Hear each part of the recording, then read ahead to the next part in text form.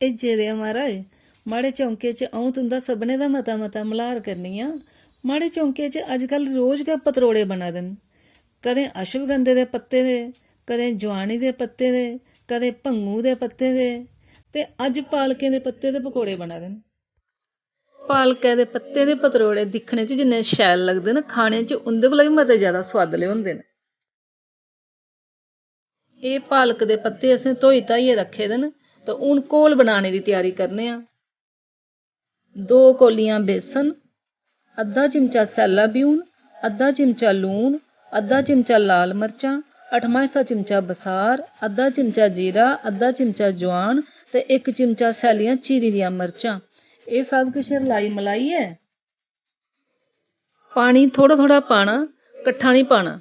ਪਾਣੀ ਪਾਉਂਦੇ ਜਾਣਾ ਤੇ ਰਲਾਉਂਦੇ ਜਾਣਾ।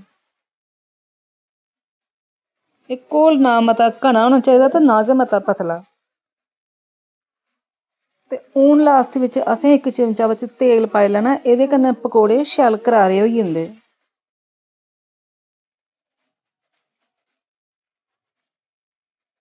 सरेआं दा तेल भखाइयै ਇਹਦਾ ਟੈਂਪਰੇਚਰ ਥੋੜਾ ਜਿਹਾ ਠੰਡਾ ਕਰ ਲੈਣਾ, ਨਹੀਂ ਤੇ ਪਤਰੋੜੇ ਸੜਦੇ ਜਾਂਦੇ।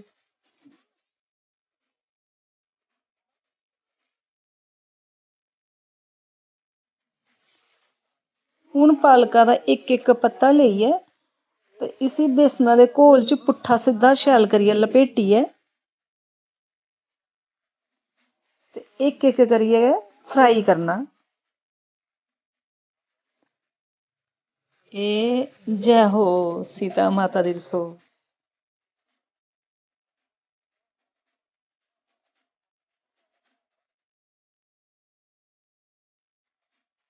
पत्ते गी माड़ा माड़ा जेहा ल्हांदे रौह्ना, सलाई कन्नै जां उच्चे कन्नै, ते जिस बेल्लै एह्दा रंग बदलोई जा फ्ही इसी पुट्ठा करना।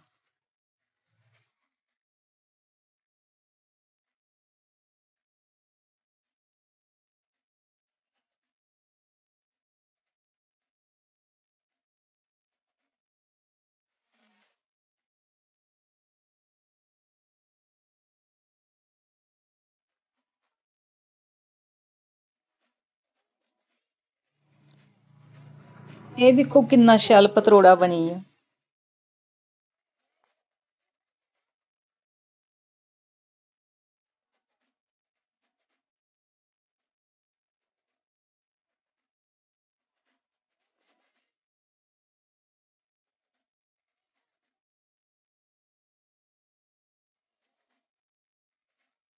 कनेहा शैल फुल्ली आ भठोरू आंगर।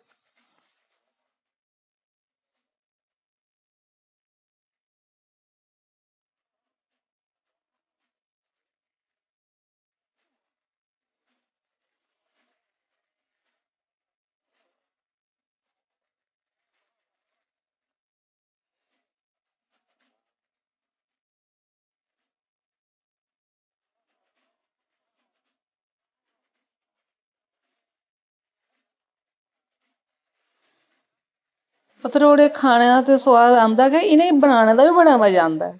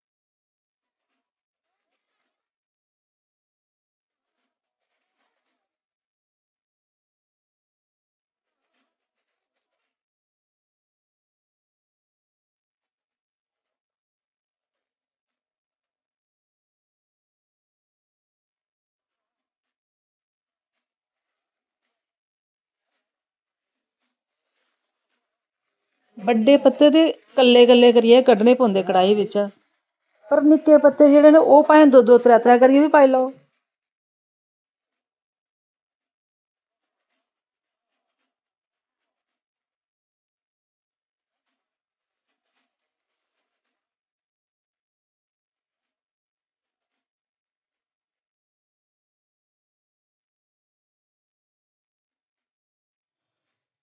पतरोड़े खाने च बी बड़े हल्के होंदे न, जिन्ने मर्जी खंदे जाओ रज्ज गै नहीं होंदा।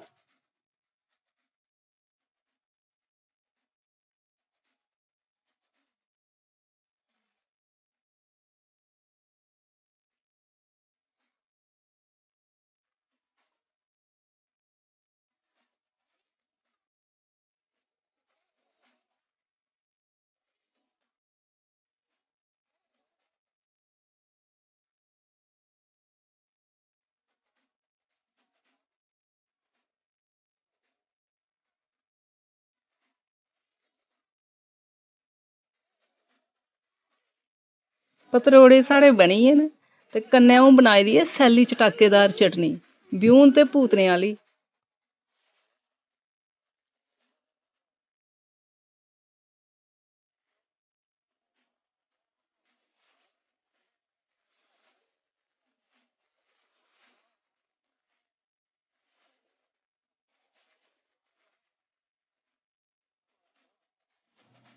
तुंदा सभनें दा हिरखी मल्हार